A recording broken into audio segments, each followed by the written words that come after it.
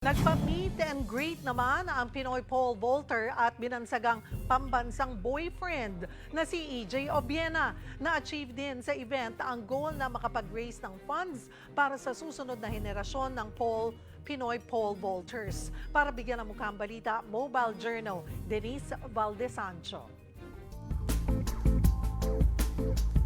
Daan-daang supporters ang dumalo sa meet and greet ng nation's boyfriend at world number 3 pole vaulter na si EJ Obiena.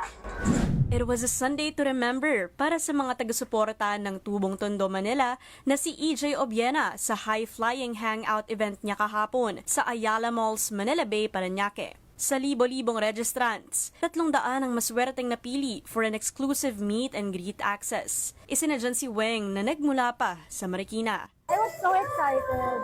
Yeah, kasi syempre, it's once in a lifetime chance probably to meet him in person. And yeah, that's why we're here. And we're so lucky to be part of this event. In a discussion with the athletes, napag-usapan ang unti-unting pagkilala ng mga Pinoy sa sport ni EJ.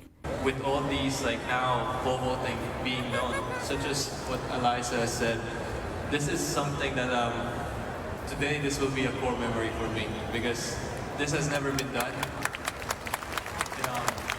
Yeah, I'm very honored to be in the stage with you guys. Isa rin sa mga dahilan kung bakit nabuo ang meet and greet ay dahil magsisilbi rin itong fundraiser para sa susunod na henerasyon ng pole vaulters. The reason why I want to do that is because I think that's where we lack. We lack facilities. We lack the opportunity for kids to take into the sport. And as much as we are great, there's probably a few more kids out there in the corner of the Philippines, much more talented, much more gifted, that's probably going to be a much better athlete than all four of us. Hinikayat din ng atleta ang iba't ibang ahensya at pribadong sektor sa bansa na tumulong at makisama. At ang good news, because of these kind people that made this thing possible, we've raised enough funds for me to donate at least three pole vault hits all over the Philippines. And that's not because of me, it's because of you guys.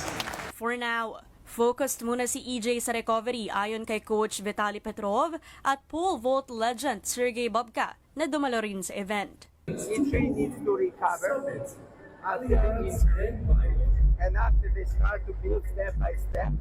Saan mang sulok ng bansa manggaling, magsasama-sama talaga ang mga Pinoy for an all-out sport, all for the love of the game.